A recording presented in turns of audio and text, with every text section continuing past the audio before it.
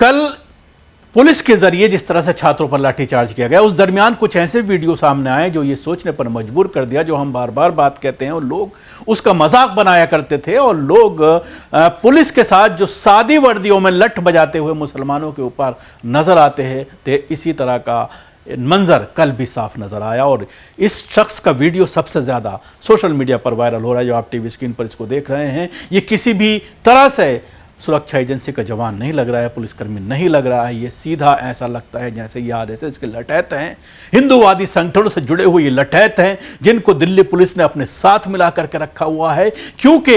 ये इस आंदोलन को लगातार खराब करने की कोशिश करते रहे हैं। बार बार वहां पर आकर के अपने जो सोच है उसको दर्शाने की कोशिश की है और इस आंदोलन को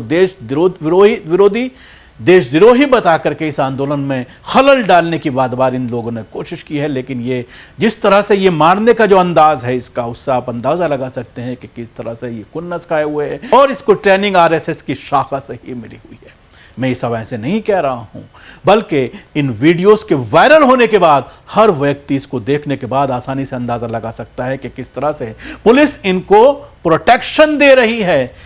पुलिस वाले जब ये किसी की तरफ इशारा करता है तो इसके साथ दो पुलिसकर्मी आकर के एक बच्चे पर जो बार बार इनको कह रहा था कि तुम सादे वर्दी में सादे कपड़ों में लठ लेकर के यहां पर क्यों बैठे हुए हो, तुम्हारा ड्रेस कहां है, कौन हो तुम। जब इनसे पहचान पूछी जा रही थी, इनसे जब इनके बारे में पूछा जा रहा था, जब इनसे यह जवाबदेही तय की जा रही थी कि तुम कौन हो, तो उसके बाद अचानक ये दो पुलिस वालों को बुला करके छात्रों पर बिल पड़ता है और जिस तरह से ये मारता है उससे आप अंदाजा लगा सकते हैं कि ये पूरी तरह से लोकतंत्र को खत्म करने वाली चीजें हैं और किस तरह से पुलिस इन लोगों का इस्तेमाल मुसलमानों के खिलाफ तो करती चली आ ही रही है, लेकिन अब किस तरह से इन छात्रों के खिलाफ भी किया जा रहा है। शांतिपूर्ण प्रदर्शन कर रहे छात्रों के साथ ऐसा व्यवहार गंभीर प्रश्न खड़े करता है। लोकतंत्र में सहमति कोई अपराध नहीं है। सरकार और संबंधित एजेंसियों को स्पष्ट करना चाहिए कि ऐसी कार्रवाई का कानूनी आधार क्या था और इसके लिए कौन जवाबदेह है। और इसके साथ ही जो ये बंदा कल से दिल्ली में लगातार वायरल है सोशल मीडिया पर और सिविल ड्रेस में है और हर जगह लाठी लेकर छात्रों को मारता पीटता दिखाई दे रहा है, इसको लेकर कई तरह के सवालात जरूर खड़े हो रहे हैं। ये जो दोनों वीडियो आपने देखे, इसके बाद सवाल ये खड़ा होता है, एक और वीडियो मैं आपको दिखाना चाहूंगा। ये जो वीडियो आप टीवी स्क्रीन पर देख रहे हैं, ये 2020 का सीए एनआरसी प्रोटेस्ट के वक्त का है, जब जामिया मिल्लिया इस्लामिया की मेन लाइब्रेरी में घुस करके लठैतों ने छात्रों के ऊपर लाठियां बरसाई थी। उस वक्त भी कुछ लोगों के जरिए नारे लगाए जा रहे थे कि पुलिस तुम लठ बजाओ, हम तुम्हारे साथ हैं। घुस करके सिविल ड्रेस में पीटा जा रहा था और इस तरह के नारे लगाए जा रहे थे। इसके अलावा आप दूसरे फोटोग्राफ में आप देख सकते हैं जिसमें सिविल ड्रेस में कुछ छात्रों को पीटा जा रहा है। ये वीडियो बताया जाता है डिफेंस कॉलोनी का, जाकिर नगर के उस साइड का बताया जाता है जहां पर छात्र और छात्राएं कहीं किराए के मकान में रहा करती थी। वहां पर पुलिस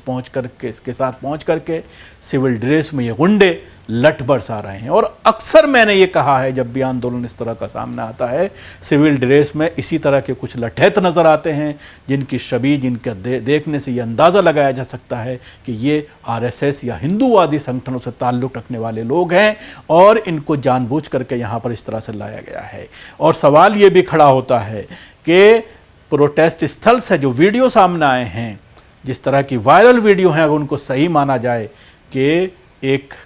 ट्रक के अंदर हर साइज के पत्थर मौजूद थे, तो वहाँ पर पत्थर क्यों पहुँचाए गए।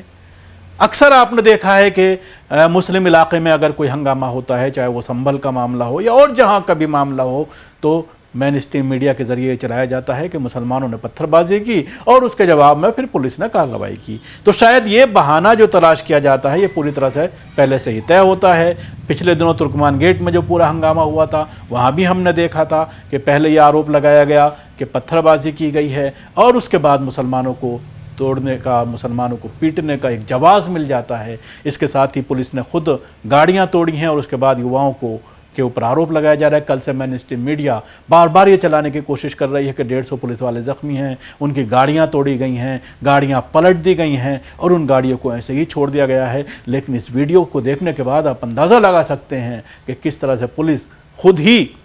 जिस तरह से ये दावा किया जा रहा है इस वीडियो के अंदर छात्रों के ज़रिए कि पुलिस ने खुद ही अपनी गाड़ियां तोड़ी हैं, अगर ये सही है, अगर ये सच है तो फिर एक बहुत बड़ा सोचने का गंभीर विषय है।